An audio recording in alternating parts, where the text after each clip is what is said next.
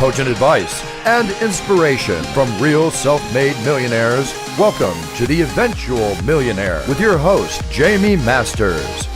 Welcome to Eventual Millionaire. I'm Jaime Masters, and today on the show, I'm super excited to have John Chisholm. Now, he wrote an amazing book. It came out last year called Unleash Your Inner Company. He also runs his own company called John Chisholm Ventures, where it's angel-backed and a whole bunch of other things. I have so many questions for you. Thank you so much for coming on the show today, John.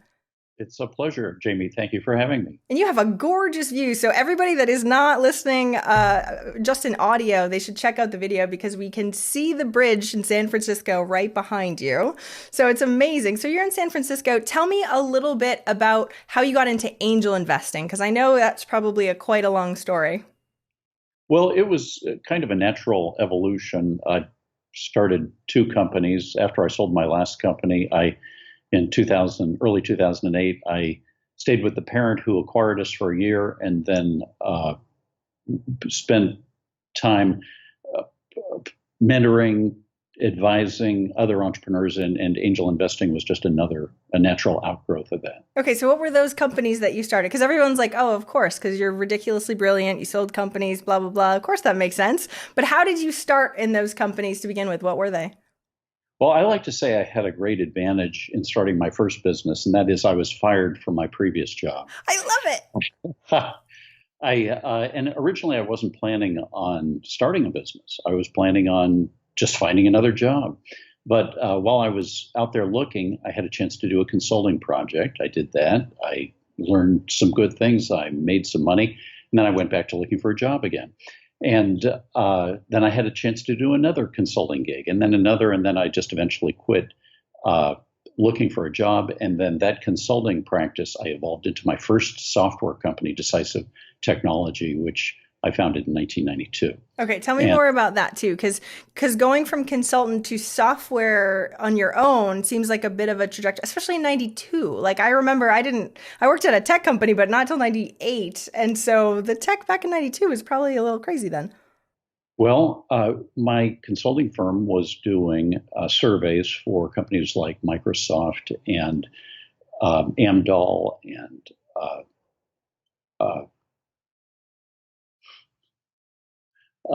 Xerox, and we were also engaged to serve as brokers in the sale of a business for Sun, an electronic mail software business in 1992. Electronic mail. I love that you say electronic mail instead of you. That's so awesome.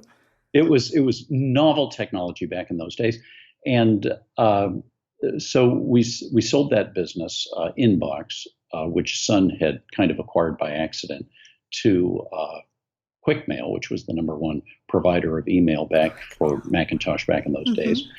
And so that was my first early exposure to email. And I had the idea, wouldn't it be cool if you could do a survey via email? And so we just stuck with that idea and developed a prototype and brought a team together. And in 1995, launched the first software desktop Windows software to automate doing surveys, first via email, later via the web, called Decisive Survey. And it worked by parsing text messages, ASCII text messages. Really? I'm such a geek. I'm like, oh my gosh, really? That's crazy.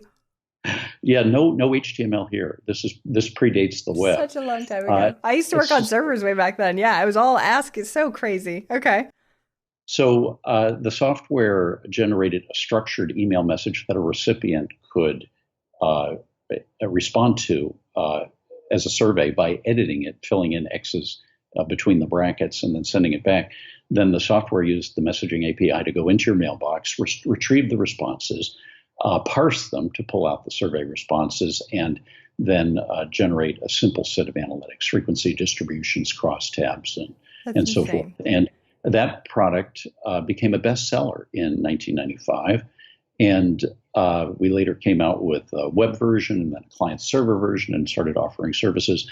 And much later, the company was acquired by DoubleClick, and is now part of Google. Okay, I have so many questions for you. Okay, so first of all, and then again, we'll get into other things after that. But I remember being in technology and computers way back when, right? And so, did you know that this was going to be a hit number one? And within that, like you were one of the first people, I'm assuming, to do that. Usually, you're told like not to be the first one because introducing something to a market can be a little bit harder. So, how did you know that this was going to even work?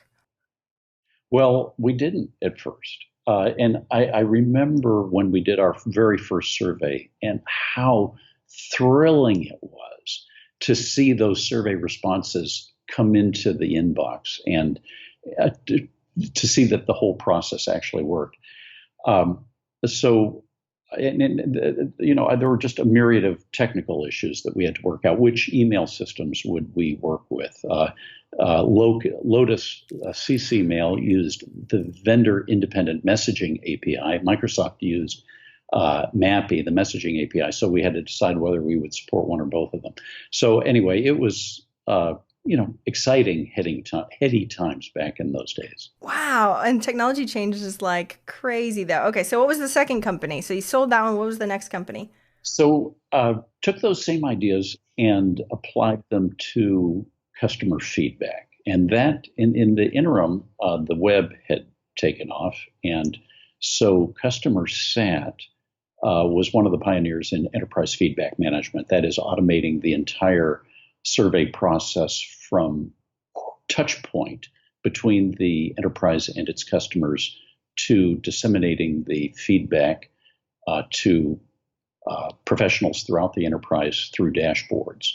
And we do that by integrating with the CRM system, sampling a certain number or a random sample of the customers who've been served by the help desk or the call center or visited the website, sending them a invitation to a custom survey that's appropriate for their transaction, and amassing the responses in a database and then updating dashboards. So what year was that? Because that sounds like a lot more involved and advanced, right? So what year, timeline-wise? Well, what I've just described is the functionality probably by the early 2000s. Okay. But by 97, it was the functionality was much more limited. We didn't have dashboards initially. We only had we had no automated actions initially. All of that got added and enhanced throughout the 2000s.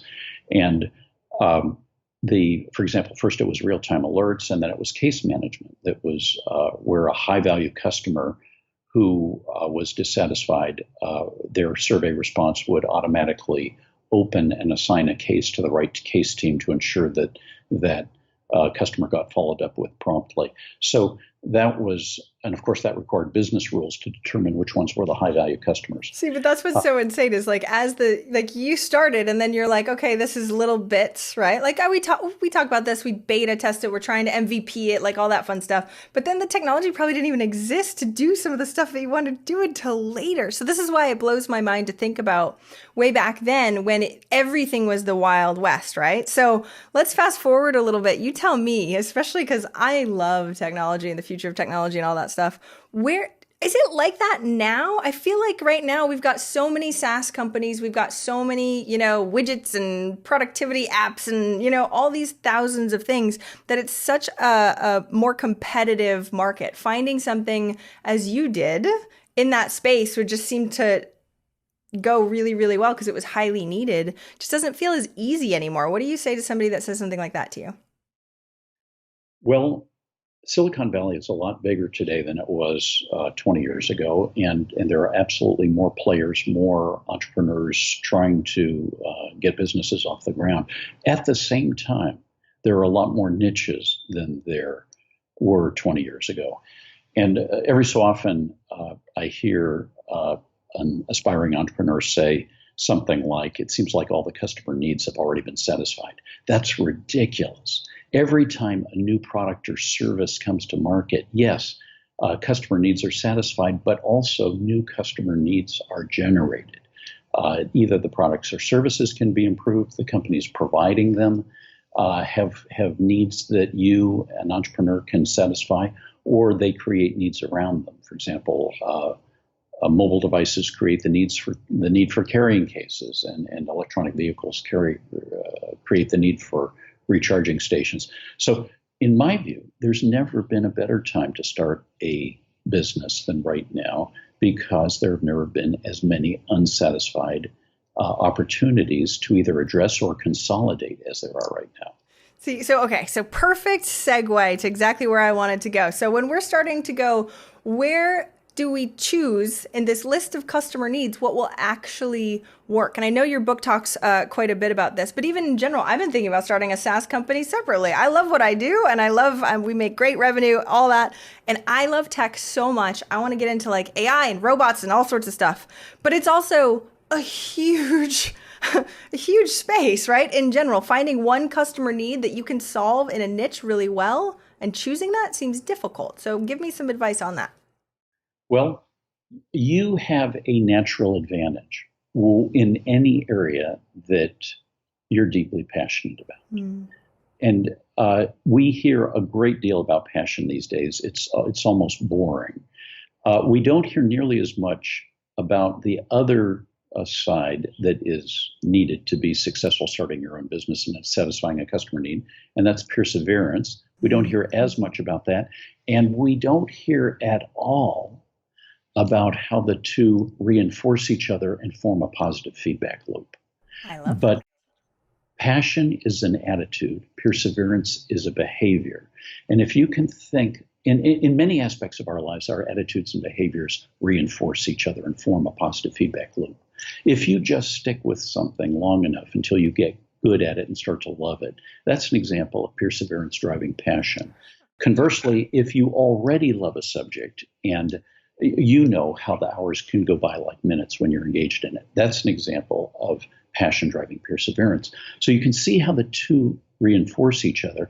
And if you can think of any aspect of your life where you've experienced that positive feedback between passion and perseverance, that is probably a really good area to consider starting a business. And in my book, Unleash Your Inner Company, I lay out a 10-step process for discovering, launching, and scaling the ideal business for you. And step number one is, where in your life have you experienced the positive feedback between passion and perseverance? If you haven't experienced that, the book gives you some exercises so you can experience it and discover where those areas are for you. And then step number two is, what are unsatisfied customer needs in those areas? It turns out there are infinite number of unsatisfied customer needs in any area, including the ones you're passionate about. You just have to recognize them, test them, and confirm that they're real. And the book lets you do that as well. And then it goes all the way through to step number 10, which is scaling up the uniquely differentiated business that you've created. So that, in a nutshell, is the Unleash Your Inner Company process. Okay, so let's put an example together, and we can see if you can give us some advice. So some people that are listening might be doing, $5,000 or so a month, but are like, okay, I'm ready to scale, right? Let's say it's a SaaS company. And when you're looking to scale something like this, it can be a little overwhelming, especially because we've got smaller mindsets, because we're like, okay, I made 5,000, woohoo, right? And then when we're starting to try and grow it bigger, what are some of the steps that need to happen? And I'm sure you need to know a lot more about this fake company in order to know, but what would you give us in general to help us with the scaling side, especially if we want to go really big? Well, first of all, scaling is a really good question. Let's come back to that. Okay. First of all, we need to make absolutely sure the need is real. I love this. And yes. I started my first company, Decisive, that I was talking about, with a really cool technology for which there was no market need.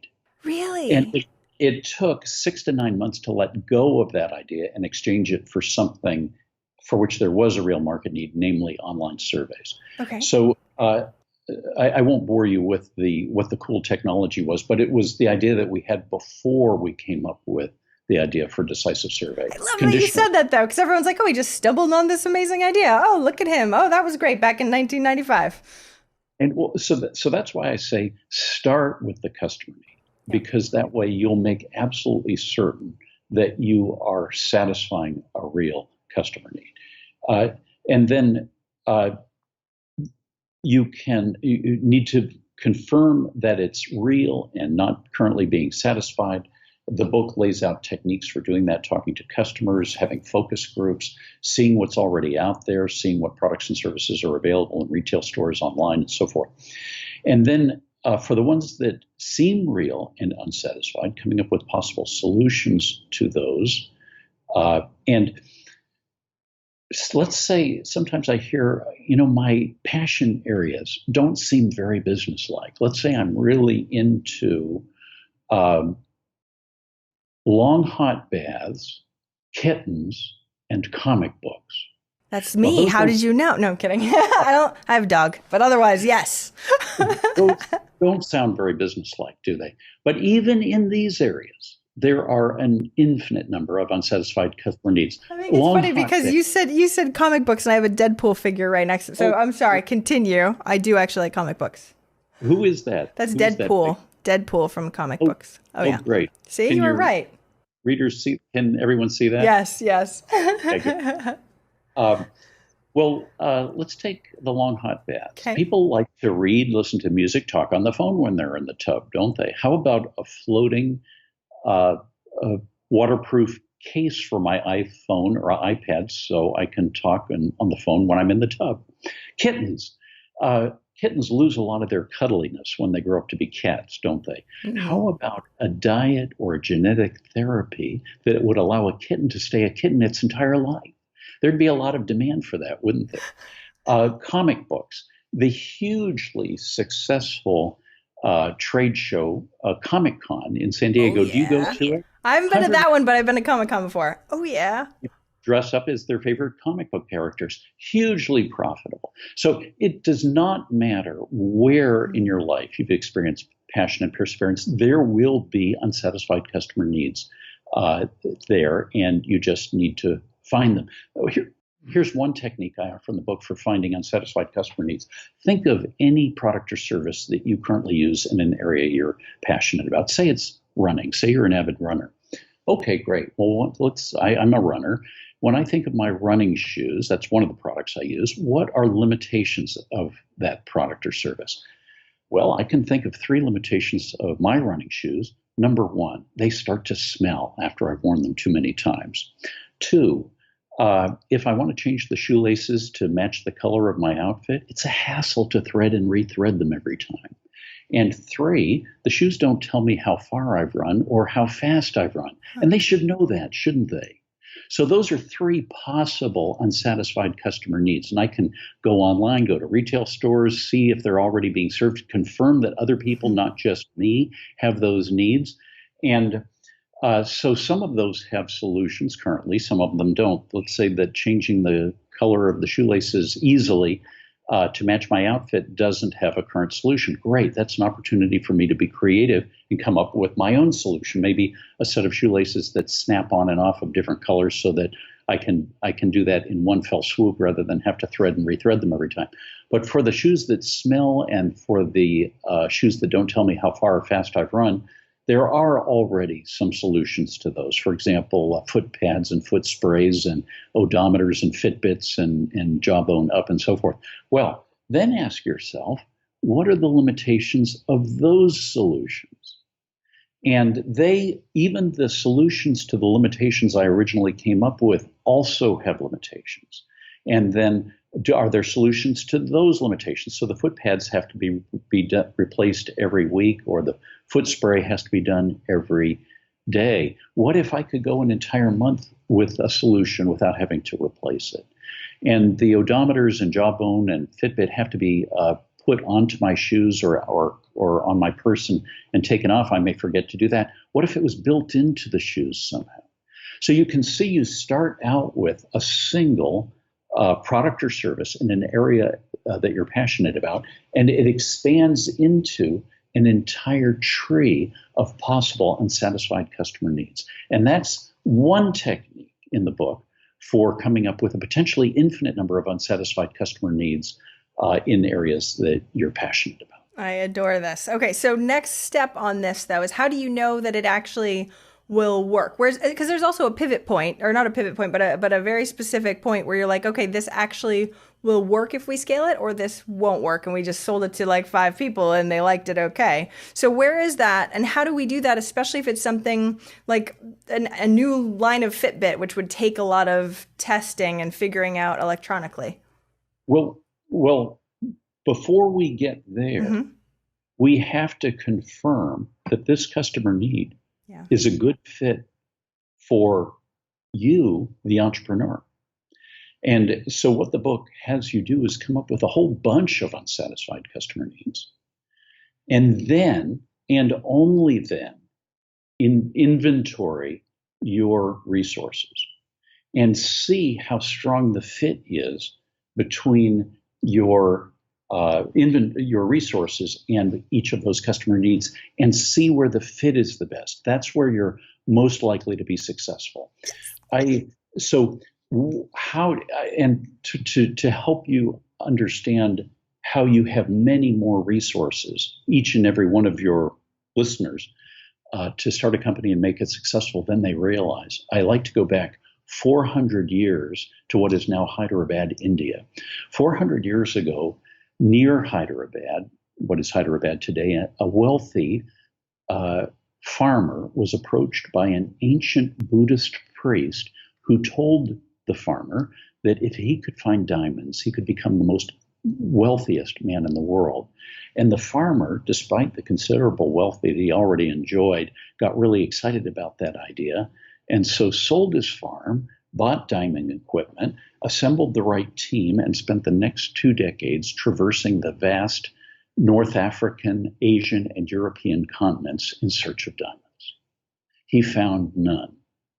And at the end of 20 years, he stood on a steep cliff overlooking the Mediterranean, starving, despondent, afflicted, penniless. And in his utter desperation, as he stood there, a huge wave came up from the Mediterranean.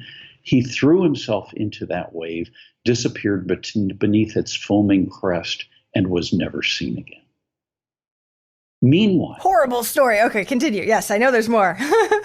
Meanwhile, the guy who bought his farm was tending to the fields. A stream ran through those fields. He noticed a funny black rock in that stream. He reached in, pulled it out, and saw that it had what looked like an eye that reflected all the colors of the rainbow. He thought that was unusual, so he took the stone, put it in his pocket, brought it back to the farmhouse, put it on a table, and forgot about it. Well, sometime later, that same ancient Buddhist priest stopped by for a visit and got very excited to see a diamond in its original unprocessed state on the table. And he asked the farmer, "Are there any other stones like this?" And the farmer didn't know. So together the two men ran out to the fields and discovered they were literally covered with diamonds, tens of thousands of diamonds, acres and acres of diamonds.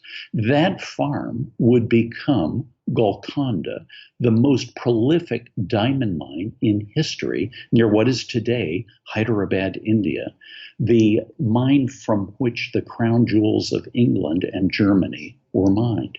If the first farmer had just realized all of the resources that he had, he would have become the most wealthiest man in the world. Well, similarly, each and every one of your radio listeners, your video listeners, has acres of diamonds, and let me tell you how to inventory and catalog them. I use the acronym STARS, the word STARS with 2 A's and 2 R's. Your skills, the technologies that you know about, your assets, and those could be physical, financial, or knowledge-based, your achievements, your relationships, both personal and professional, your reputation, and your strengths, as in inner strengths, qualities like courage, passion, perseverance, compassion, and so forth. And regardless of where your listeners are in life at this moment, something, whether they want to start a company or not, something that is a very worthwhile exercise is take out a big sheet of paper, make 7 columns on it, And at the top of each of those columns, write one of those words that spell stars: skills, technologies, assets, achievements, relationships, reputation, and strengths, as in inner strengths. And under each word, write down as many of those qualities that you have that you can think of. That is what you have to work with. And we use, in the book, we use this sheet of your stars chart, as we call it, to evaluate each of the unsatisfied customer needs that we've come up with and see which of your resources they can make the best advantage of. Where that fit is the best is where you're most likely to be successful. And so the process is one very much of strengthening the fit, seeing where you can make it stronger, and making the best fit stronger, crossing the weakest fits off the bottom of the list, and then finally narrowing it down to the one best fit. Okay, I adore all of this. Especially in my book, I talk about very similar things. This we call it like the lifestyle test, and we start figuring these things out. But as you were saying this, I started writing all this down too. So for anybody that even already has a business, considering it's the end of the year, people are doing planning, they should be doing this anyway for their current business, for what they've got. Because we just went at a year-end review for my mastermind group. That was a whole year program. And I asked what resources, what decisions, what skills have you not used enough of this year that you really need to level up next year? What resources are missing that you might already have a relationship to or something like that? And it was crazy when you ask those questions, we don't even know what we have. So I love that you put it this way. So make sure everybody that's listening, well, of course, get your book, but also make sure that in your planning for this year really shows what you already have. Because I feel like as entrepreneurs, we're always looking out. They're like, oh, well, this has some, or there's a new thing over here, right? We get a little ADD all over the place, and we hesitate when we look inside and go, oh, we have all of these things already. We just need to make sure we're using them to the best of our ability. So I so appreciate you saying that. That last column, the inner strengths, I think is the most important column. And in fact, I devote an entire chapter to your inner strengths, recognizing them and building them. It's hard to start your own business. And so you can be very deliberate about building your self-confidence. The book shows you how to do that. The chapter is called Growing Your Mind from the Inside Out. And here are a couple of the different techniques in that chapter. Number one, and incidentally, the book has been informed by a lot of professors from MIT. One of them is Anne Graybiel in Brain and Cognitive Science. One of the things Professor Graybiel says is the only way to break a habit is to start a new habit. And the mind is like an iceberg. We're only consciously aware of about 10% of the ideas, messages, signals, and so forth surrounding us that go into our mind. The remaining 90% are like the iceberg underwater. We're not even consciously aware of the signals and messages and so forth that enter our mind, these underwater ones. Well, some of them can be harmful. Negative messages, in particular, that we repeat about ourselves again and again, enter our unconscious mind without us even knowing them. And the unconscious mind accepts them as fact, and they become fact. They can become a self-fulfilling prophecy. So one of the techniques in this book is never say anything negative about yourself. To be very clear, I'm not worried about what other people think about you. I'm worried about what your most important audience thinks about you, your unconscious mind. So instead of saying anything negative about yourself, think of that negative thing that might creep in your mind. I'm no good at sports. I'm no good at math. I'm ill at ease socially, whatever it is. Think of a specific moment, no matter how small, where you did the opposite. If it was a party, you put everyone at ease. If it was a game, that game, you were the star. If it was the directions, you got us there without looking at the map. If it was the math, you were able to do it in your head. Write down every detail of these specific moments. Make them as tangible as possible. And think about them as you're falling asleep, and let those positive thoughts about you squeeze the negative thoughts out of your mind. And that will become your new reality. Here's another technique from that same chapter. When I was in my mid 30s, I accepted the fact that I'm gay. Most people wouldn't view that as a strength. I disagree. For me, it's been a strength for 5 reasons. Number one, when you're growing up gay, you know unambiguously, with absolute certainty, that at least some of the world's routine assumptions are wrong. People routinely assume that guys are attracted to gals and vice versa. You know that it's not universally correct. So growing up gay has helped me think outside the box, not necessarily accept the status quo, and that has made me a better entrepreneur. 2, it wasn't socially acceptable to be openly gay when I was growing up, and so at least some of the energy I might have put into dating, I put into sports and career and studying instead. Today, 30 years later, I'm hugely enjoying the benefit of that early investment. 3, I'm not a minority in any sense that I can think of other than being gay, and so it has sensitized me to the challenges that minorities face. 4, when people see that I'm not trying to hide my sexual orientation, it helps build trust between us. And 5, I think it further conveys that I have strength and reserve if I can be open about the fact that I'm gay. So similarly, if there is some aspect of your life that you genuinely cannot change, find a way to view it as an asset. Set the bar very high. Don't use this as an excuse to accept some aspect of yourself that you can change and would like to change. But if you genuinely cannot change it, if you can find a way to view it as an asset, it'll be hugely empowering for you, as it was for me, and that aspect of yourself will become one of your strengths. A few years ago, I told this exact same story to a group of undergraduates in Guatemala, to a large auditorium. And about halfway back in the auditorium was a young man. And as I spoke, he slowly made a fist, raised it to his chest, and gently pressed it against his chest like this. And at first, I thought it was a small gesture of agreement or support for what I was saying. But then when I looked again, I saw he wasn't making a fist at all. His hand had no fingers on it. And I imagine he was saying, this I cannot change. This is my strength. So similarly, if there is something about yourself you genuinely cannot change, find a way to view it as a strength. It will become one of your strengths.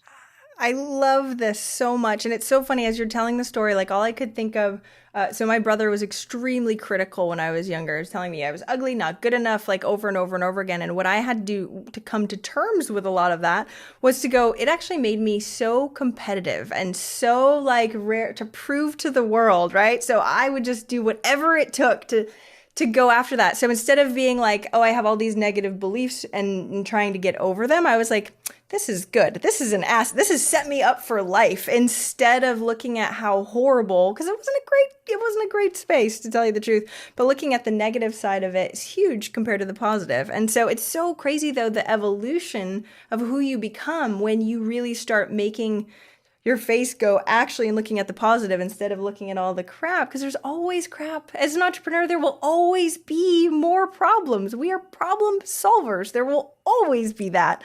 So I love what you're saying in all of this, especially giving tools and tactics to do this. So what do you suggest? Because I know people listening right now will be like, that was amazing. Thank you so much.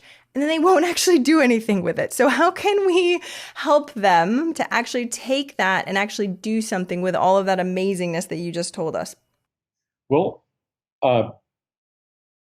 start with the book. It looks like this. Go get the book. You can find it on Amazon too? Yeah, it's available for Kindle. It's available in hard copy, whichever you prefer. So the book lays out the 10-step process, and there are exercises in almost every chapter. There are core lessons in every chapter. So it's really easy to follow. So if you get the book, though, you have to do it, people that you're listening. So we have a tendency to buy books and then skim or don't actually do any of the exercises. So I'm just trying to make sure we're highlighting to everybody the commitment to the goal is what counts. So please, if you do buy the book, which you definitely should, make sure you actually do these exercises we're talking about. Okay, continue. Well, We were talking about the importance of passion and perseverance. That's a great place to start thinking through where have I experienced that positive feedback. I've been a math geek since I was in junior high school. So not surprisingly, all of the companies I've started have dealt with analyzing data in some fashion. And to show you the power of starting with this positive feedback loop of passion and perseverance, I remember the year of my life, which was the toughest year of my life and the one where I learned the most. That was the dot-com bust of 2000, 2001. In the first quarter of 2001, I would often wake up in sweat-soaked sheets sticking to my skin. Our second round of financing, this is with customer sat, refused to come together despite flurries of meetings with investors as we ran out of cash. And for your listeners who aren't familiar with the term dot-com bust, the internet became first commercially available and was productized throughout the 1990s, and it attracted billions of dollars of investment. That huge investment and overinvestment reached a climax in 1999, and that huge bubble collapsed in the dot-com bust of 2000 and 2001. And it finally hit us in the first quarter of 2001 when our revenues, which had been on a healthy growth curve through the end of 2000, finally took a 20% hit in the first quarter of 2001. And that's a lot for that 20% is a lot for software as a service model. So when my management team and I finally realized that our Series B round was not going to close, we huddled to figure out what to do. First, we cut our own salaries, and then a few weeks later, those of all of our employees by 10%. I cut my own salary by 50%. Agonizing and debating over every individual, we laid off 40% of our workforce, 40% of the company we'd spent the last 3 years of our lives building. When I assembled our remaining employees immediately after that to explain to them that this was the only way we could stay afloat and stay together, I felt my composure collapsing and I broke down sobbing in front of our employees. They stood there stunned, sympathetic, and embarrassed that their CEO was crying in front of them. To help us get through, one of our investors lent me $300,000 for the company, but not directly to the company, to me to pass through, meaning that I, the CEO and founder, would be personally liable for repaying the loan. Later, I would repay that investor, to whom, despite the arrangement, I was deeply grateful, by mortgaging my townhouse in Menlo Park. The second quarter of 2001, our revenues fell again. This time, to have enough cash to make payroll, we factored receivables. That is, we sold our future receivables at a 20% discount for cash today, which is an expensive maneuver, not one that you want to do on a regular basis. I reduced my own salary to minimum wage, which was the legal limit. To help us save on rent, we consolidated in the less attractive second floor of our building and rented out the more attractive ground floor to another startup. That company quit paying us rent after a couple of months and came in late one weekend night, cleared out all their belongings, and disappeared without a trace. The nightmare would not end. Oh my gosh. Yes. So finally, we could see profitability ahead in the third quarter of 2001. And then on September 11th, terrorists attacked the World Trade Center and other targets in the Northeast. The entire Northeast communications grid was down. It took an entire day just to confirm that all of our employees were still alive. Finally, the next day, I was able to put out a message: all customer sat employees are safe. Even though we were 3,000 miles away in Silicon Valley, even there, every company I know of had clients or customers who lost family members or employees in the attacks. One of our clients was Akamai Technologies, who lost their brilliant co-founder, Danny Lewin, on American Airlines Flight 11. If the dot-com bust of if the dot-com bust of 2000 and 2001 did not kill a company, almost certainly the terrorist attacks of September 11th did. Well, we did not make a profit in that third quarter of 2011. We did break even in the fourth quarter. We did not hire a single new employee for 18 months. The going kept tough for the next 2 to 3 years, but we made it through. And the company was acquired in the first quarter of 2008. And why did we get through? It was not because we were smarter, I believe, than other management teams, not at all. We absolutely did not have more in the way of resources than other companies did. We only raised $3 million, which was not that much, even in those days. It was this combination of passion and perseverance that got us through. And we cared more deeply about our company, all aspects of it, about the coolness of our products, about the satisfaction of our customers, and most importantly, about each other than other management teams did. And as we stuck with it longer. As I mentioned, it was another 7 years before the company was acquired in the first quarter of 2008. Many other management teams just threw in the towel and gave up before that. So it really does work to start with areas that you have experienced passion and perseverance in. Oh my gosh, that story. So anybody that's listening right now, you didn't have to go through that. So please, you can see positivity in absolutely everything right now. The fact that you were able to look at that and keep moving forward, even when it was way easier to quit in any second of that year or probably many subsequent years after that, is insane. Especially, I loved how you framed it at the beginning when you said this was the hardest year, but also the most growth within yourself, which is insane. So sometimes we can't see the forest for the trees when you're in it. But I'm sure now, looking back and seeing the change of you as a human being, you'd probably still trade it though, wouldn't you? Would you trade it? The whole experience? No, in fact, a lot of people ask, when should I start a startup? And the general principle that I say is do whatever you think at every step of the way will add the most value to yourself the most rapidly. And that year was absolutely the year I added the most value to myself. I consider that I earned my executive stripes for the first time in 2001. Now, I was in my early 40s at that time. What if you could have that experience while still in your 20s? It would serve you well for the next 2 decades and for the rest of your career and life. So don't wait too long to branch out on your own and to start your new venture. Well, and I got goosebumps for this too, because I think what's so amazing is anybody that's going through a rough spot right now, the words that you just gave them, right, that will help them through this tough time, because sometimes it feels so bleak that it's hard to continue. And hearing, your thoughts from the other side of going through something as crazy as that as being one of the best learning moments ever, that person that's listening can shift their thoughts a little bit and move forward, knowing that they're earning their stripes at the moment. So I know we have to start wrapping up. The time went by so fast. I'm going to ask you the last question that I always ask, and it's, what's one action listeners can take this week to help move them forward towards their goal of 1 million? Well, as I said, the whole process I've laid out is goes into detail in the book, Unleash Your Inner Company.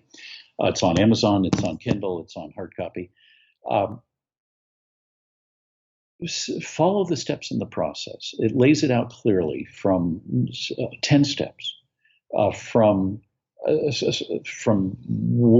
what are you passionate about and perseverant about, all the way to scaling up. What are some of the steps in between we haven't talked about? How can you be different from what other people are doing? Different is better than better is the name of one of the chapters. And think of Apple. Apple is different from all the laptops that run Microsoft Windows. Easier to use, better for graphics, music, video. Over the decades, the Mac has steadily taken market share away from Windows laptops, and Apple has become the most valuable company in the world.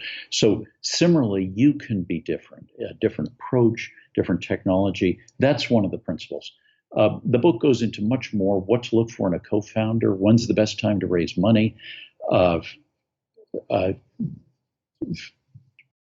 We just don't have time to. How to deal with an increasingly hostile regulatory environment is one of the other chapters we talk about. So enjoy and visit the website www.unleashyourinnercompany.com. I love it. And definitely, if you guys pick up the book, well, go check it out. Go pick up the book and then actually do it. So yes, reading it is one thing, but I think, like you were saying, actually going through exercises, learning about yourself as an entrepreneur is one of the best things that you can do. And I don't feel like we do that enough when we're like running around like chicken with our head cut off, trying to do this and trying to do that and trying to check all the things off of our to-do list. Instead, really take the time to actually look at what your resources are and come at it from a smarter top level view instead of just being stuck in the weeds, which I know all of you listening most likely are because I work with you guys all the time. Thank you so much, John. So tell us, are you on Twitter and stuff like that too? We want to follow you and because I know you had tons of really awesome content on your other site also. Yeah, please. It's Twitter is John D. Chisholm. That's JOHN DCHISHOLM. The website again for the book is www.unleashyourinnercompany.com. My own website for John Chisholm Ventures is www.johnchisholmventures.com. That's JOHNCHISHOLM Ventures.com. Thank you so much for coming on today. I really appreciate it. Fun. It's been a great time. So nice meeting you. Thank you, John. Take care, everybody. You too. Thank you so much for listening. I hope you enjoyed that interview. And if you want to check out more amazing resources, I'm only curating the best of the best. Go check out eventualmillionaire.com. You can take the Eventual Millionaire quiz, figure out where you are in business and what you need right now. Plus, you can look at curated resources specifically for you on the new Start Here page. I'm so excited. Please join us. Please let me know if you need anything at all. I'm here for you. And have a fantastic day. Bye.